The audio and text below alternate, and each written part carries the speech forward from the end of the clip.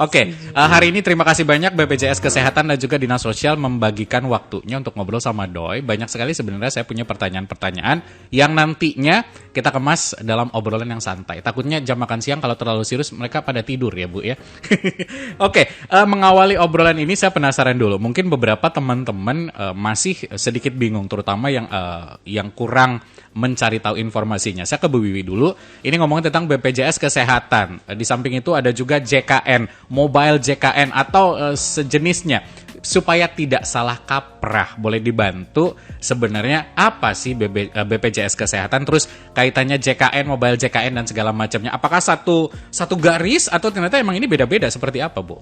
Ya, jadi untuk Viners perlu kita luruskan dulu supaya kita paham apa sih bedanya BPJS, apa itu bedanya dengan JKN. Kadang ada yang ketukar-tukar ya. Aduh, saya jadi peserta BPJS begitu.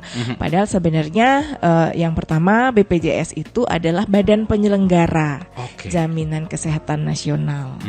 JKN itu adalah programnya gitu. Jadi kalau kita nyebut peserta itu bukan peserta BPJS ya, tetapi peserta JKN gitu. Walaupun masih banyak yang bilang adalah peserta BPJS di masyarakat tapi kita. Familiarnya sih peserta BPJS, tetapi kalau kita cari supaya benar penyebutannya itu adalah peserta JKN. Oke, karena dari BPJS Kesehatan sendiri banyak produknya. Salah satu produknya ya JKN tadi. BPJS itu penyelenggara, penyelenggaranya penyelenggara JKN itu, karena memang untuk BPJS Kesehatan sendiri ini hanya menyelenggarakan program JKN. Gitu. Oke, jadi udah mulai ya biar tidak salah kaprah lagi ya. Walaupun kadangkala ini termasuk hal yang big deal or not a big deal nggak Bu? Ketika kayak aku peserta BPJS sebenarnya.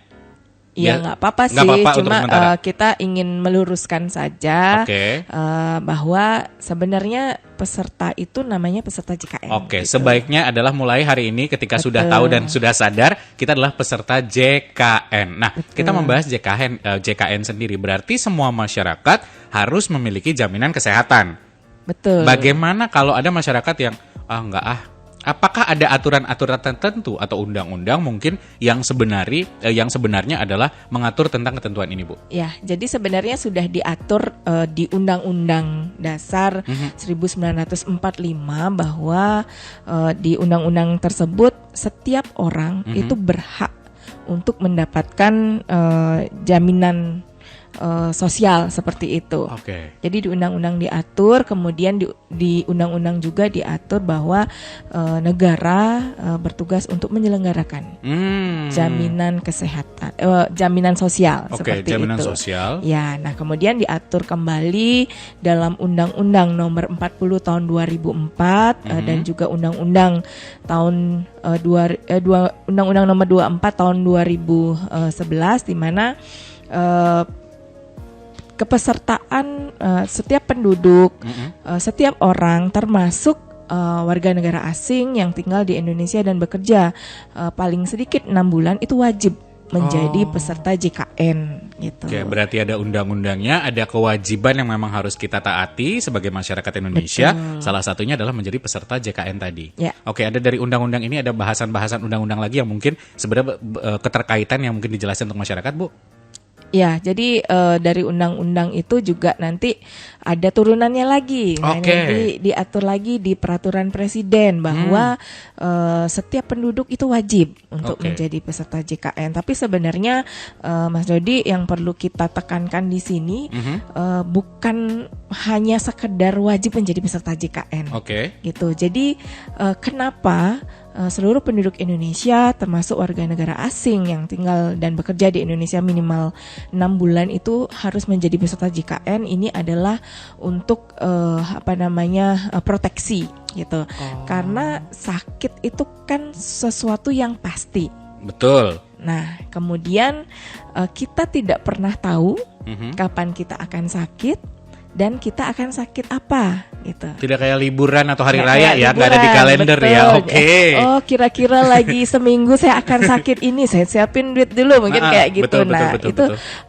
Jadi tidak ada kepastian terhadap itu, sehingga program ini diperlukan pada saat peserta sakit Ya. itu punya jaminan atau perlindungan terhadap pelayanan kesehatan dasarnya Oke. dengan program JKN ini. Di mana gitu. hal ini bisa memproteksi kesehatan kita. Betul. Oke. Yang pertama tadi itu Ya, proteksi. ya. Yang kedua prinsipnya adalah gotong royong. Artinya, Gini. Jadi kalau misalnya satu orang kayak tadi ya kita nggak tahu sakitnya apa, misalnya perlu operasi jantung. oke. Operasi jantung kurang lebih biayanya 150 juta gitu.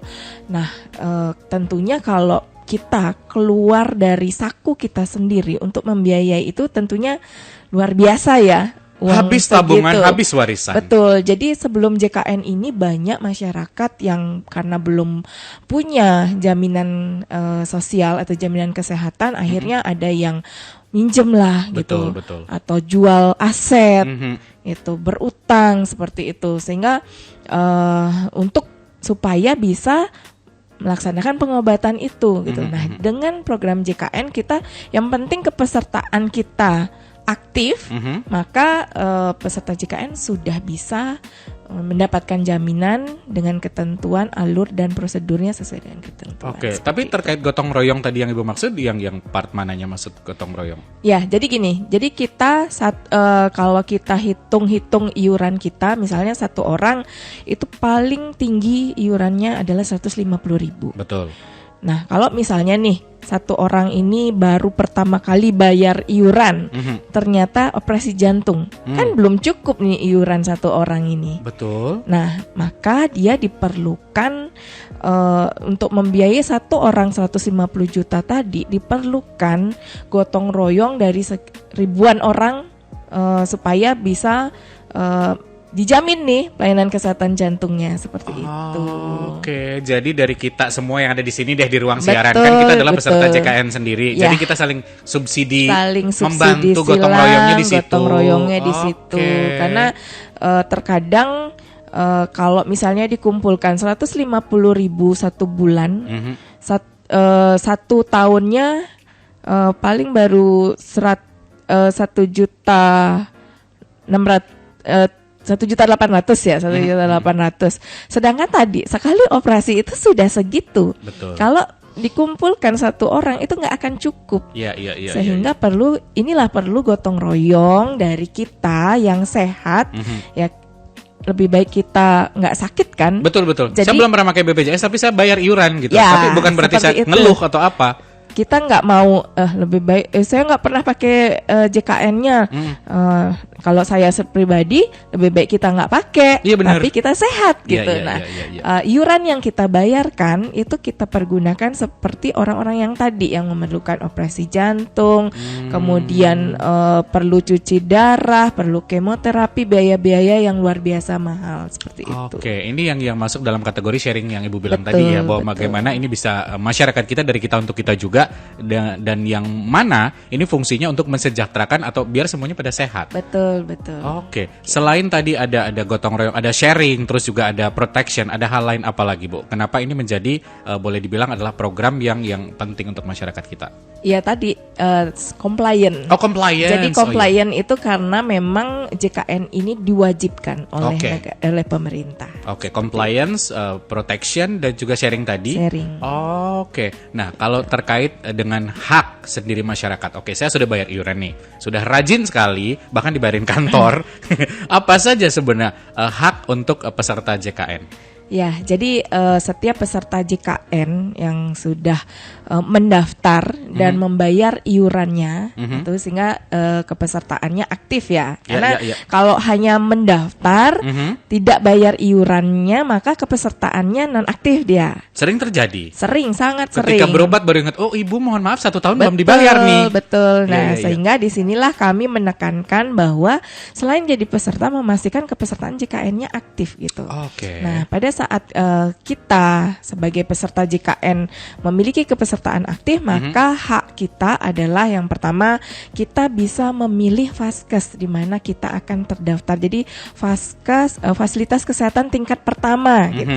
Karena memang sistem JKN ini untuk mendapatkan pelayanan kesehatan itu berjenjang. Ya. Jadi harus di vaskes tingkat pertama itu bisa puskesmas, klinik pratama atau dokter praktek perorangan. Oke. Jadi peserta JKN itu bisa memilih terdaftarnya di salah satu, bisa di puskesmas, Betul. bisa di klinik pratama atau di dokter praktek perorangan seperti itu. Jadi mereka yang akan menentukan mereka akan terdaftar di mana gitu. Lalu, Nah, kemudian yang kedua, peserta JKN berhak untuk mendapatkan informasi. Nah, melalui media inilah kami memberikan informasi melalui program JKN seperti itu. sharing siang hari ini salah satunya ya. Salah satunya Oke. gitu. Terus di samping itu, Kemudian selanjutnya peserta JKN mendapatkan perlindungan data pribadi. Jadi peserta JKN jangan khawatir bahwa data yang sudah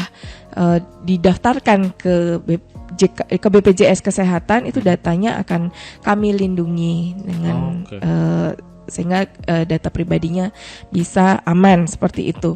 Nah, jadi nggak usah ketika registrasi nggak ada ketakutan untuk ngasih nomor handphone atau apa, ntar dipakai ojol gitu loh, Bu. Betul. Ya? Jadi itu tidak akan kami sharing gitu. Oke, terus. Kemudian selanjutnya memanfaatkan NIK sebagai identitas tunggal JKN. Nah, kalau dulu mungkin peserta JKN kan ada kepesertaannya pakai kartu identitasnya, ada kartu Askes, kartu JKN, ada juga kartu KIS ya istilahnya dulu, mungkin banyak yang tahu itu KIS. Nah, sebenarnya perlu kami luruskan lagi tadi selain BPJS, JKN, jadi ada istilah KIS juga di sini. Ada. KIS itu adalah kartu Indonesia Sehat gitu. Oke. Bedanya? Ya, jadi ini adalah merupakan identitas peserta JKN untuk seluruh segmen. Jadi bukan hanya untuk yang miskin aja gitu, tetapi untuk yang peserta yang mendaftar sendiri atau mandiri atau kemudian yang bekerja PNS itu juga sebenarnya kepesertaannya, identitas kepesertaan itu KIS juga gitu. Oke. Ya, nah saat ini kita sudah tidak melakukan pencetakan KIS tetapi mempergunakan NIK sebagai identitas tunggal. Oke, gitu. jadi yang mungkin ada beberapa orang tua yang kurang update informasi, yang kemarin masih taunya KIS doang. Ini nextnya semua NIK adalah yang dipakai, nggak perlu banyak kartu lagi. Ya, jadi kalau misalnya ada yang ngerasa aduh kartu JKN saya di mana ya, entah di mana sampai ada yang nggak berani berobat gitu. Ya. Jadi nggak usah khawatir kalau memang sudah terdaftar dan dipastikan aktif, maka NIK-nya bisa dipergunakan. Oke, gitu. Semua sudah bisa terintegrasi. Oh, betul. Baik. Wah, ini obrolan tentang JKN masih sangat seru sekali. Bagaimana peserta juga. Nah, masih ada waktu sedikit. Tadi kan membahas tentang bagaimana menjaga identitas. Selain itu ada lagi nggak hak dari peserta JKN, Bu? Ya tentunya mendapatkan pelayanan kesehatan ya, baik itu di fasilitas kesehatan tingkat pertama, tingkat lanjutan yang bekerja sama dengan BPJS Kesehatan. Dikecualikan kalau gawat darurat itu bisa tidak di vaskes yang bekerja sama pun itu bisa. Dan satu lagi tentunya mendapatkan informasi dan menyampaikan pengaduan, keluhan apabila terjadi hal-hal yang memang tidak sesuai yang diterima oleh peserta JKN. Oke, baik. Kebetulan di sini juga ada dari Dinas Sosial, ada Ibu Laksmi. Saya sedikit saja. Tadi menarik apa yang disampaikan oleh Bu Wiwi bahwa bagaimana masyarakat kadangkala untuk terkait iuran, ketidakmampuan mereka membayar, di mana sebenarnya kalau menurut saya, sepengetahuan saya, Dinas Sosial sendiri berperan penting bagaimana membimbing, mengevaluasi, bahkan mungkin juga memantau hal-hal terkait dengan masyarakat seperti ini. Bagaimana peranan lebih detailnya dari Dinas Sosial terkait dengan hal-hal seperti itu, Bu? Iya, terima kasih. Halo, The Winners, apa kabar? Sehat selalu ya. Semoga kehidupan lebih baik. Sehat. Amin. Jadi kita berada di sini juga untuk kehidupan yang lebih baik. Kami bersama BPJS Kesehatan sudah melakukan nota kesepakatan ya untuk kerjasama setahun terus menerus untuk selalu mengevaluasi.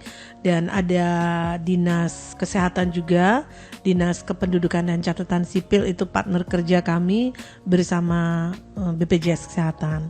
Jadi kalau Dinas Sosial itu Kota Denpasar memang sangat concern terhadap dengan layanan BPJS yang kalau orang bilang sering kami melakukan sosialisasi itu saya sudah punya kartu KIS Bu, apa saya perlu mencari kartu BPJS? Nah, seperti itu sering terjadi.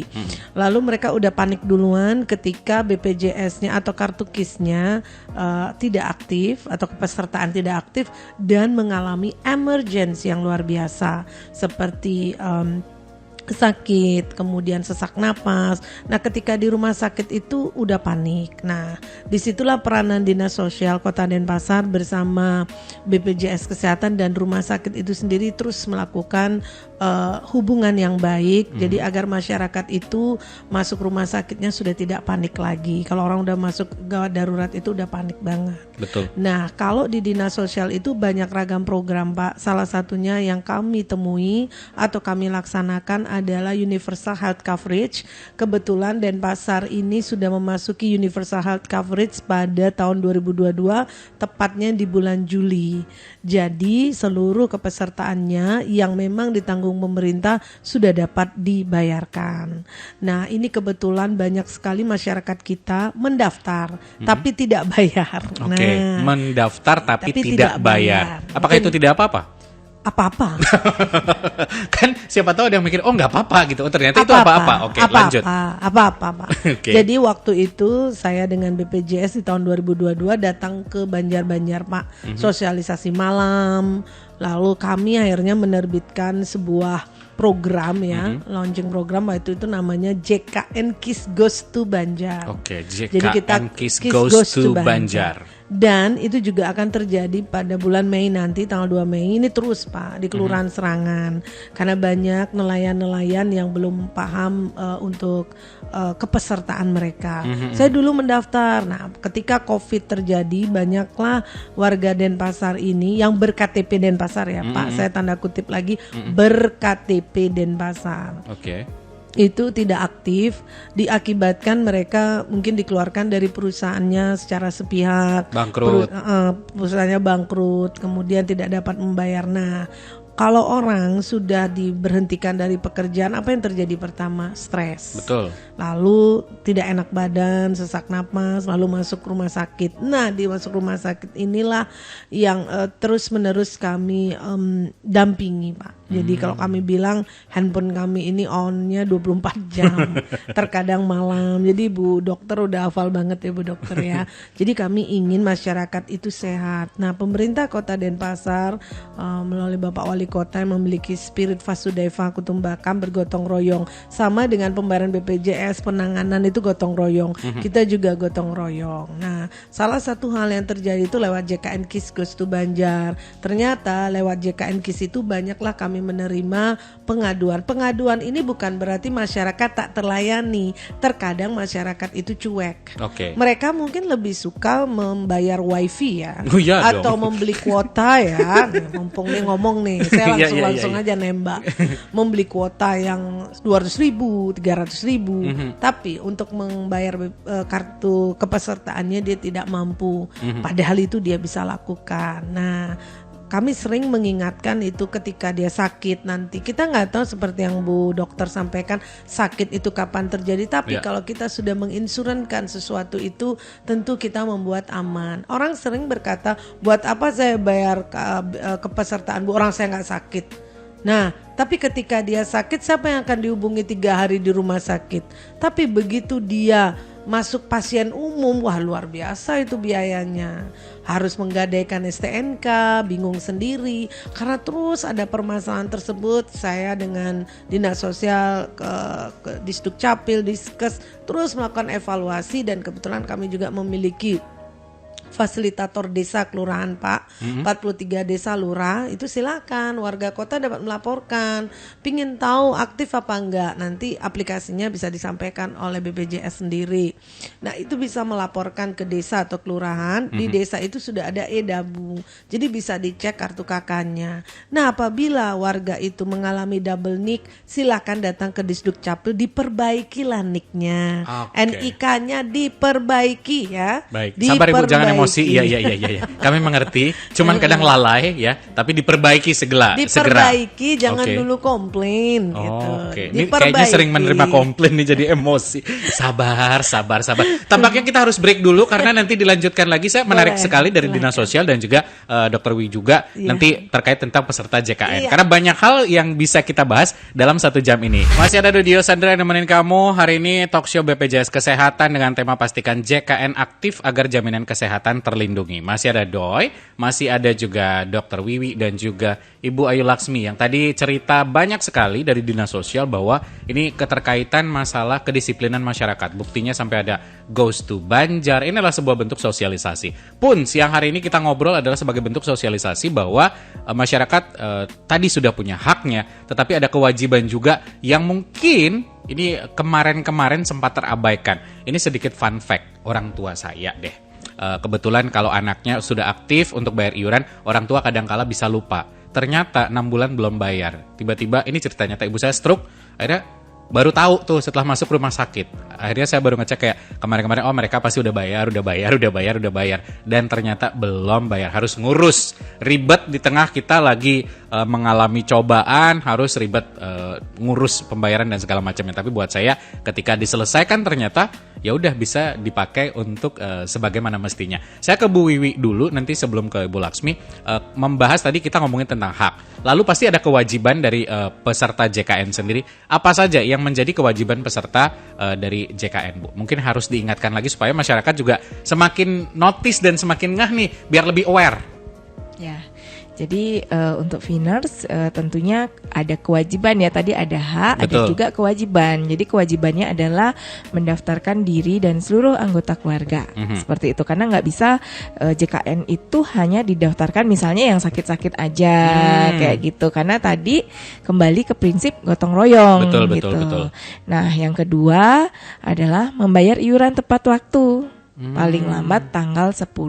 Karena seperti yang tadi kami sampaikan, kalau sudah terdaftar tapi kalau misalnya tidak membayar iuran, artinya kepesertaannya menjadi tidak aktif. Seperti saya itu. tidak nanya angka, tetapi saya cukup tertarik. Buktinya kita ngobrol hari ini. Cukup awarekah masyarakat Bali, mungkin Denpasar, Ibu mungkin sempat ngecek-ngecek untuk bayar iuran, atau masih bandel seperti saya bilang tadi, sakit baru ingat.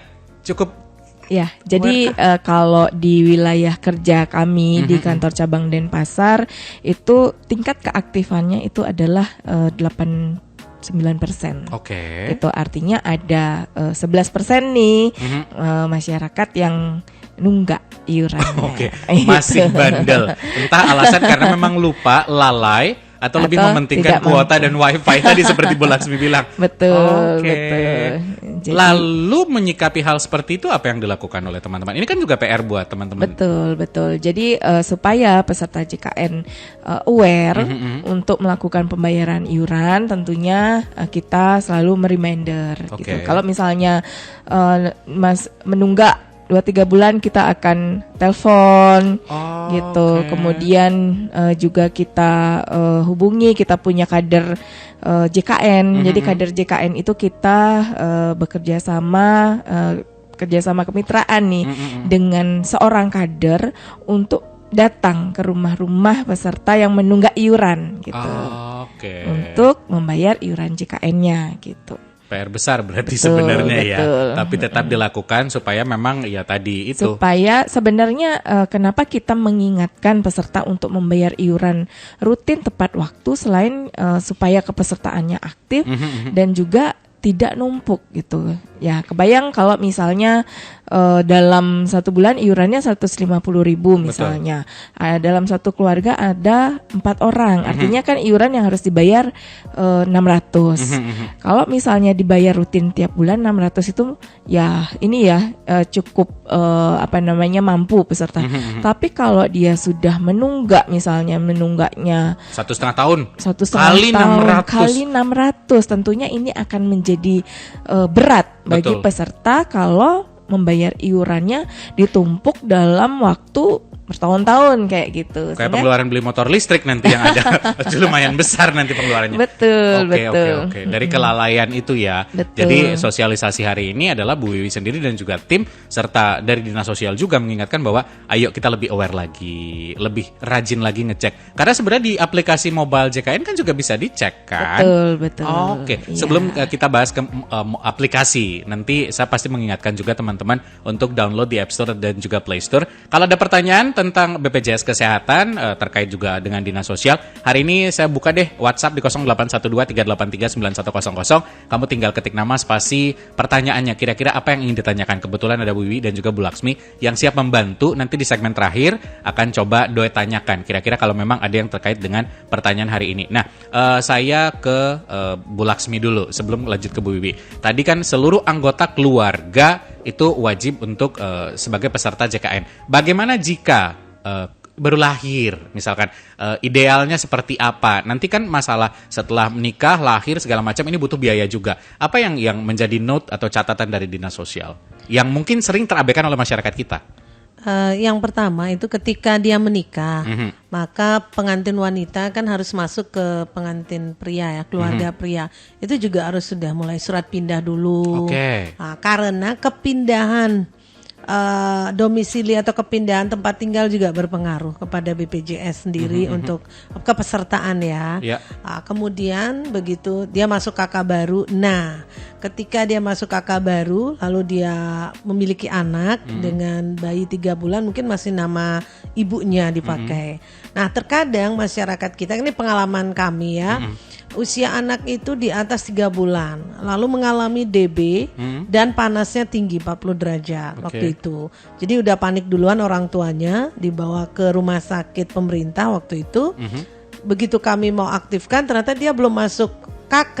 Nah ketika belum masuk KK dia kan belum nggak punya nomor NIK ya. Betul. Nomor induk kependudukan. Nah terkadang masyarakat kita lupa buat anak punya, nggak ngurus akte kelahiran, tapi tidak membawa ke kartu keluarga, itu juga berbahaya.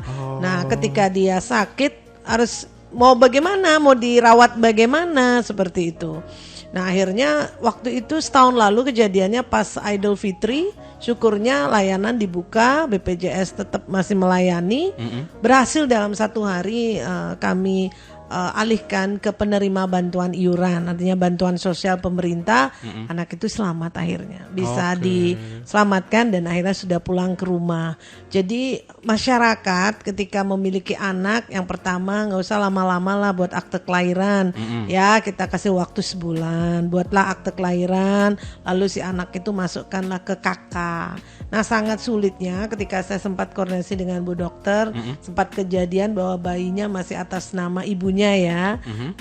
Ibunya masih ngotot, ini kenapa anak saya tidak tertanggung BPJS, karena masih anak si nama ibunya. Nah, seperti itu. Termasuk juga anak-anak yang sudah menginjak selesai kuliah atau sedang di masa kuliah umur 21, 22, mulailah melapor diri. Kadang-kadang tidak saja anak-anak non ASN, yang ASN pun terkadang lupa. Alias istilah baliknya kadang bengkung. Iya, nah mulailah bingung. Anak itu mengalami sakit, masuk rumah sakit, mau dialihkan ke, maksudnya mau diaktifkan, dia harus dilihat dulu surat keterangan perguruan tingginya, tutup lah pokoknya waktu itu. Justru jadi, mempersusah jatuhnya. Kalau ada kesadaran lebih awal, ya lebih cepat penanganan. Itu sering kami sosialisasikan. Terkadang ini mumpung bicara di radio, saya ngomong yang fakta-fakta aja. Begitu orang mendengar sosialisasi BPJS, bagi mereka tuh membosankan. Tetapi begitu mereka mengalami masalah di rumah sakit atau mengalami hal-hal yang tidak diinginkan ya, mungkin dia memandang itu sangat penting. Baru panik, minta nomor handphone siapa. Terkadang masyarakat selalu bilang saya nggak dapat informasi, saya nggak dapat, selalu bilang saya nggak dapat. Lalu yang dapat tuh apa? Nah, oleh sebab itu kami sudah sepakat untuk masyarakat wajib lapor dirilah. Nah, KTP, kesadaran berarti ya Bu. KTP hilang juga wajib laporkan ke kepolisian. Iya, saya pacar hilang juga saya lapor kok. Apalagi wajib lapor diri. Artinya biar bisa kami menangani cepat. gitu loh. Oke. Jadi itu sangat penting ketika mengalami kegawat daruratan masuk UGD. Nah, yang lebih fatal itu Mohon kan maaf Ibu, mic-nya boleh agak lebih. Nah, jadi biar lebih cantik tuh suaranya. yang lebih fatal itu masuk jam 6 sore ya Bu Dokter ya waktu itu. Meninggal jam 8. BPJS nggak aktif. Oke, kelalaian berarti. Ya mungkin ada perubahan-perubahan itu yang masyarakat tidak bisa komitmen. Nah, itu akhirnya yang membayar sampai 9-10 juta. Oke, intinya sih dari apa yang Bu Laksmi sampaikan tadi bahwa mohon kesadaran dari masyarakat juga untuk komit dan juga mau bertanggung jawab serta sadar diri bahwa ada banyak hal ke belakang yang akan mempermudah kita ketika kita lebih aware tentang iuran peserta JKN ini. Iya. Lebih melek juga kita rajin ngecek apakah kita masih ada utang atau dalam artian tunggakan dan segala macamnya. Saya ke Bu Wi, ini terkait tentang pelayanan yang ditanggung. Mungkin ada beberapa hal yang harus diinformasikan juga ke masyarakat bahwa ini menjadi penting. Pelayanan kesehatan seperti apa saja yang ditanggung dalam peserta JKN? Ya, jadi untuk pelayanan kesehatan yang ditanggung oleh JKN, program JKN untuk di Vaskes tingkat pertama yang tadi saya sebut, misalnya di Puskesmas, Klinik Pratama dan Dokter Praktek Perorangan, itu tentunya dari awal masuk administrasi ditanggung. Betul. Gitu. Kemudian untuk penegakan diagnosa, kemudian penunjang obat-obatan, termasuk lab, termasuk rawat inap itu ditanggung. Bahkan di Vaskes tingkat pertama itu promotif preventif juga ditanggung gitu.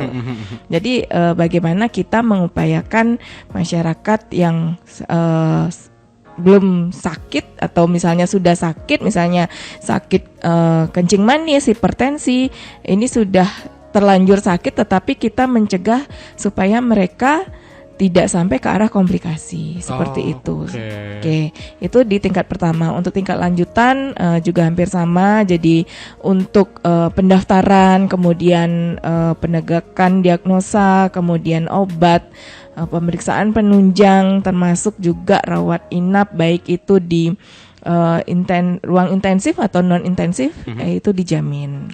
Termasuk ambulan untuk rujukan antar vaskes.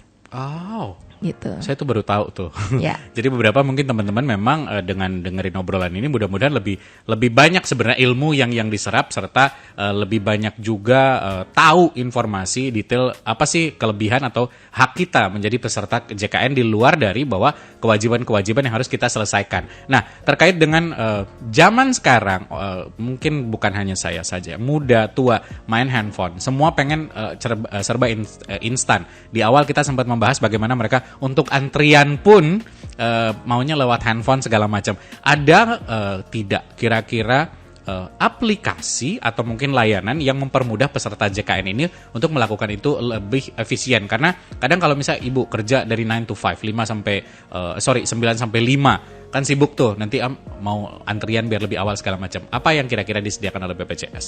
Ya, jadi untuk Viner semua ini kan semua pada ini ya melek teknologi ya. Yes. Jadi kami informasikan bahwa BPJS Kesehatan punya aplikasi Mobile JKN namanya. Mobile JKN. Nah, ini yang kita jelaskan tadi ya. Mobile JKN adalah suatu aplikasi yang bisa dimanfaatkan oleh peserta JKN baik itu untuk melihat status kepesertaannya tadi. Jadi info peserta termasuk juga untuk antrian. Nah, kan selama ini peserta JKN keluhannya pada saat ingin berobat, baik ke vaskes tingkat pertama maupun rujukan itu, aduh, antrinya minta ampun kayak gitu. Betul. Nah, sekarang BPJS Kesehatan sudah mengembangkan inovasi di Mobile JKN yaitu antrian online.